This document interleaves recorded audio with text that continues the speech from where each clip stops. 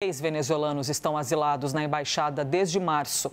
E é sobre esse assunto que a gente conversa agora com o professor de Relações Internacionais, Leonardo Trevisan. Professor, muito obrigada pela gentileza de ter aguardado. Nós estávamos aqui, falando sobre 7 de setembro. A notícia ao vivo rouba um pouco da nossa cena, mas essa também é ao vivo e é um assunto igualmente relevante. Por qual motivo tem de haver um novo representante, não sei se tecnicamente eu posso chamar dessa maneira, um novo representante na embaixada? O que isso significa neste momento de conflito com o poder venezuelano? Bom dia, Elisa, bom dia a todos que nos escutam, esse é o ponto, O que é que representa, de alguma forma, essa custódia do Brasil? A Argentina, por que essa situação está se agravando? A Argentina foi um dos países que teve uma ruptura de relações diplomáticas com a Venezuela, acompanhado de outros 6. Foram 7 países, incluindo Peru, incluindo Costa Rica, Panamá, vários países, Uruguai, de alguma forma tiveram, conforme cobraram aquilo que você mencionou, Conforme cobraram a existência das atas, Ou seja, apresenta as atas, quem é que ganhou, mostra as atas, Na medida em que cobraram, esses países cobraram, a Venezuela rompeu relações, Romper relações significava, de alguma forma, dificultar todo o trato diplomático, todo o trato, inclusive, consular, ou seja, quem protege as propriedades da Argentina em Caracas.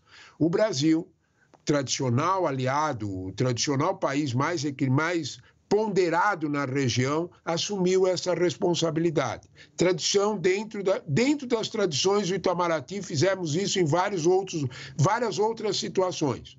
Tudo corria muito bem, Elisa, De certa forma, os seis asilados permaneciam lá, o Brasil assumia essa posição de custódia. Porém, nesta semana, o presidente Milei e a diplomacia argentina fizeram um pedido, isso foi na quarta-feira, um pedido ao Tribunal Penal Internacional de Haia que emitisse um mandato de prisão contra o presidente Nicolás Maduro. Isso tornou a situação diferente. É este o ponto. A partir do pedido de prisão de Nicolás Maduro pela Argentina, a parte mais dura do regime venezuelano, aqueles mais, vamos dizer, aguerridos, mais bravos, cercaram a embaixada. Se a Argentina deu um recado, os venezuelanos também deram. É nesse fogo cruzado que entra o Itamaraty. O Itamaraty responde aos dois lados. Nós vamos proteger os asilados e só vamos entregar a custódia, segundo as regras internacionais, inclusive de convenções internacionais que a Venezuela assinou, quando tiver um novo, vamos dizer desta forma, um novo intermediário para os negócios argentinos. É uma situação tensa, Elisa? Mas de alguma forma é uma situação previsível com o movimento que a Argentina tomou. Professor, eu vou lhe fazer uma pergunta que tem assim, é um contorno de ingenuidade, mas para poder chegar até um ponto específico. A Venezuela pode invadir essa embaixada? E é a isso que eu me refiro, a ingenuidade. Ou seja, ela pode chegar, abrir a porta, com licença, porque a embaixada é um pedaço do país dentro de outro país, não é, professor? Olha, você tocou no ponto mais impressionantemente importante nessa história. Embaixadas são territórios nacionais dentro do outro país. Isso é uma convenção, olha, para te falar a verdade, isso é uma convenção desde 1648, o tratado lá atrás de Westfália. Você ensina isso para os aluninhos, Embaixada é um lugar protegido.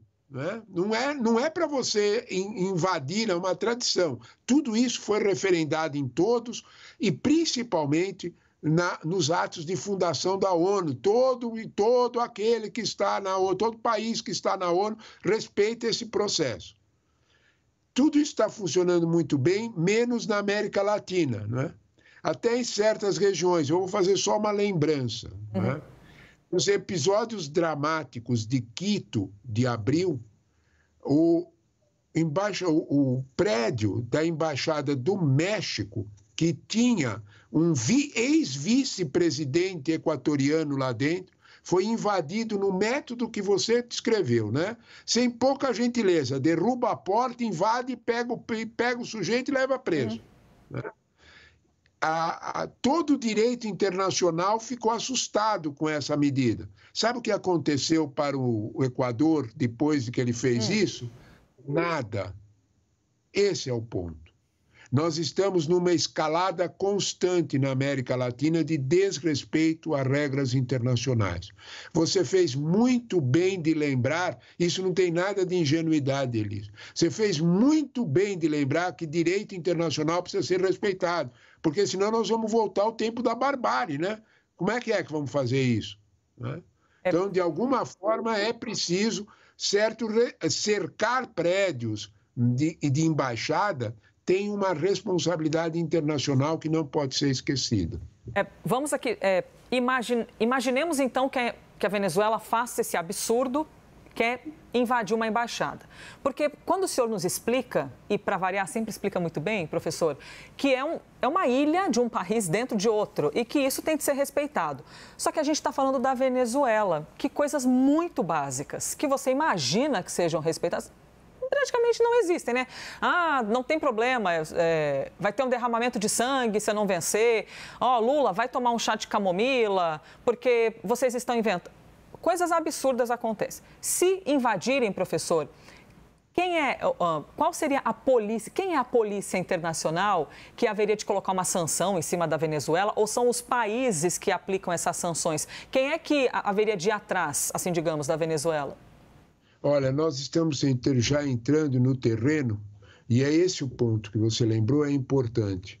A Venezuela está assumindo cada vez mais condições, vamos usar uma palavra difícil, um pária internacional. Né? Um país que você... Tem exemplos na África, eu posso lembrar de exemplos na África, exemplos no Oriente Médio, de invasões, de coisas desse tipo.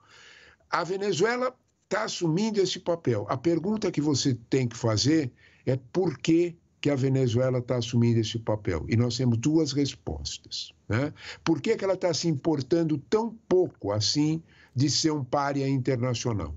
Nós temos duas respostas para isso. A primeira delas chama-se, todo mundo sabe, não é nenhum segredo a ninguém, chama-se petróleo. Né? A Venezuela tem uma provável primeira reserva de petróleo do mundo. Ela é maior do que a reserva da Arábia Saudita. Em palavras bem simples, tem muito dinheiro embaixo do chão da Venezuela. Isso faz com que todos, incluindo os Estados Unidos, sejam, entre duas aspas, compreensivos com as atitudes absurdas, que você chamou de absurdas e eu concordo inteiramente. Né? Cerco a embaixada, não presta atenção se faz sanções e depois se deixa as sanções meio de lado, porque você precisa do petróleo deles. Há um segundo componente, que eu acho que é bem relevante para a gente entender isso.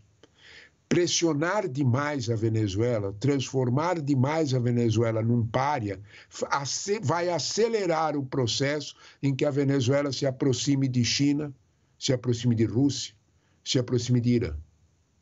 Vai acelerar um processo de a Venezuela dar um reforço. Isto não interessa a ninguém, nem na América Latina e nem para os Estados Unidos. É neste quadro que Maduro se aproveita, porque não há outra expressão, que Maduro se aproveita para avançar nesses absurdos. É claro que a gente pode dizer que isso é um fenômeno mais ou menos característico da América Latina. A América Latina tem vários desses absurdos. Não deveriam ser, né? Mas eles acontecem. No caso específico da Venezuela, por esta razão, porque a Venezuela tem esses dois fatores permissivos, esses dois fatores que abrem porta para que esses absurdos aconteçam. Professor, obrigada pela entrevista. Eu gostaria de fazer-te muitas perguntas. Todas as vezes adoro entrevistá-lo, quero deixar isso claro. Já falei outras vezes, mas vou ser repetitiva. Muito bom poder ouvir-te e obrigada por dispor do seu tempo para falar sobre esses absurdos, né? Porque a gente tem de falar sobre tudo isso. Professor Leonardo Trevisan, professor de Relações Internacionais. Obrigada pela aula. Imagina, eu que agradeço a entrevista, o convite de vocês. Boa tarde, bom dia a todos. Bom dia, professor.